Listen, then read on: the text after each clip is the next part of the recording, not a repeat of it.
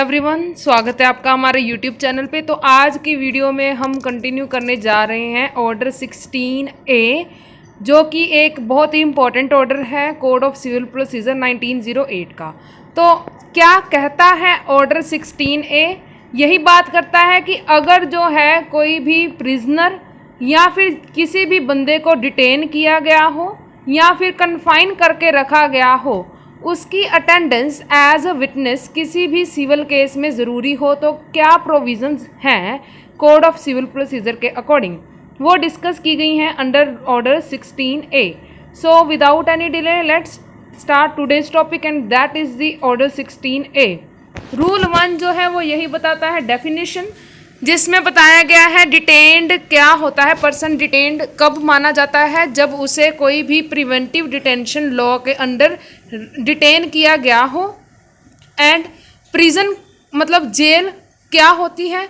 Jail वो होती है जिसे स्टेट की गवर्नमेंट ने या फिर सब्सिडरी जेल उस स्टेट की गवर्नमेंट ने घोषित किया गया हो, या फिर कोई भी रेफॉर्मेटरी या फिर बोस्टल इंस्टीट्यूशन और इंस्टीट्यूशन लाइक दिस। तो ये तीनों चारों चीज़ें जो है उन्हें हम प्रिजन कह सकते हैं। ठीक है, तो अब हम देखते हैं कि रूल सेकंड क्या है। Rule second, attendance of prisoner to give evidence. अब भाई मान लीजिए एक सूट चल रहा है, उसमें जो है प्रिजनर की अटेंडेंस बहुत ज़्यादा ज़रूरी है। तो if it is material in suit and order of court of officer in charge of prisoner, sorry order of court to officer in charge of the prisoner. अब भाई उस प्रिजनर के जो ऑफिसर इन चार्ज होंगे उसे order करेगी court कि आप इस प्रिजनर को जो है कोर्ट में लेकर आए। क्यों? क्योंकि इसकी अटेंडेंस जो है मटीरियल है इन द सूट।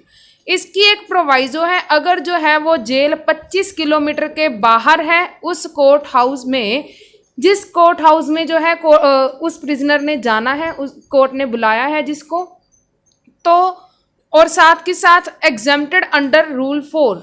रूल 4 जो है उसमें कुछ एग्जम्पशंस बताई गई हैं कब जो है प्रिजनर नहीं जा सकता अटेंडेंस के लिए भी।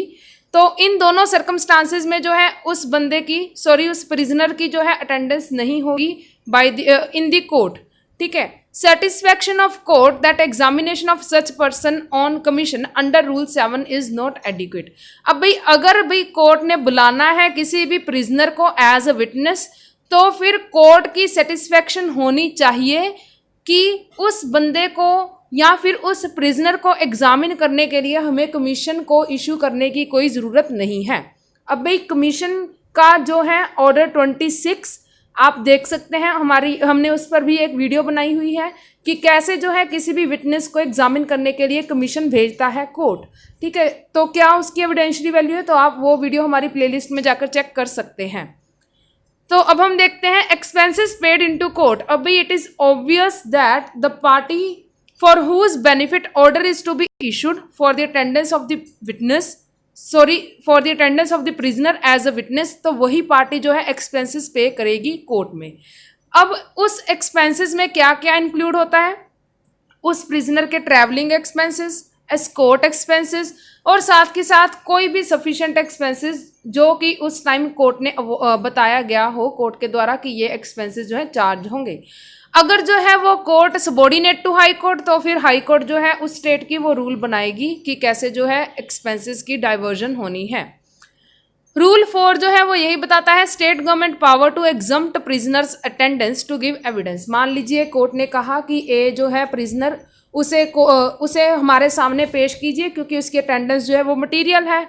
तो अब भाई स्टेट गवर्नमेंट ने अगर कोई भी रूल बनाया हो बाय दिस जनरल और special order, for any person or class of persons shall not be removed from prison or where he is detained। अब भाई स्टेट गवर्नमेंट ने रूल बनाया है ये पर्टिकुलर पर्सन या फिर क्लास ऑफ पर्सन जो हैं वो अपनी प्रिजन में से या फिर डिटेंशन सेंटर्स में से रिमूव नहीं किए जाएंगे। अब रूल्स बनाने वक्त क्या फैक्टर्स कंसिडर करने हैं? Nature of the offence, likelihood of disturbance of public order and public interest. ये जो 3-4 फैक्टर्स हैं यही जो है कंसीडर करने हैं स्टेट गवर्नमेंट ने। अब हम देखते हैं rule 5, abstain officer in charge of prisoner to attend the court by prisoner if, अगर जो है ये 3 सर्कमस्टांसेस कंडीशंस जो है फुलफिल हो रही हैं तो फिर उस जेल का उस प्रिजनर का या डिटेंशन सेंटर का ऑफिसर इंचार्ज जो है उसे भी रोका जाएगा कि प्रिजनर को नहीं लेकर जाना आपने कोर्ट में, ठीक है। अगर जो है वो प्रिजनर अनफिट है, मेडिकल सर्टिफिकेट भी ऑब्वियस है लगेगा ही। अगर जो है सिर्फ और सिर्फ कमिटल ऑफ द ट्रायल, अब भाई कमिटल क्या होता है, जब एक कोर्ट से दूसरी कोर्ट में जो है प्रोसीडिंग ट्रांसफर कर दी जाती है, कमिट कर दी जाती हैं, तो उसमें उसे हम कहते हैं committal for the trial. Remand pending trial, साथ के साथ pending preliminary investigation and person under rule 4। Rule 4 क्या है, अगर जो है उस बंदे को स्टेट गवर्नमेंट ने एग्जम्प्ट किया गया हो तो फिर ऑफिसर इंचार्ज ऑफ प्रिजनर जो है वो उसे रोका जाएगा कि आपने इस प्रिजनर की अटेंडेंस नहीं करवानी as a witness in the court. तो अब हम देखते हैं rule 6, prisoner to be brought to the court in custody and return back him only after court authorise the officer in charge of prisoner to do so. अब भाई जब एक बार prisoner आ गया कोर्ट में, अब भाई उसने जब वापस भी जाना है तब तक प्रिजनर इंचार्ज जो है उसका तब तक उसे वापस नहीं लेकर जाएगा जब तक कोर्ट उसे नहीं कहती, ठीक है। ऑथराइजेशन ऑफ द कोर्ट बहुत ज़्यादा ज़रूरी है। 7 रूल यही कहता है, issue commission for the examination of witness. आप ऑर्डर 26 वाली वीडियो भी हमारी देख सकते हैं। अगर जो है अटेंडेंस इज मटेरियल बट उसकी जो है उसको जो है कोर्ट में लाना सिक्योर्ड नहीं है तो so it is all about order 16A। तो अगर आपको हमारी वीडियोस पसंद आ रही हैं please like, comment, share and subscribe my channel. Thank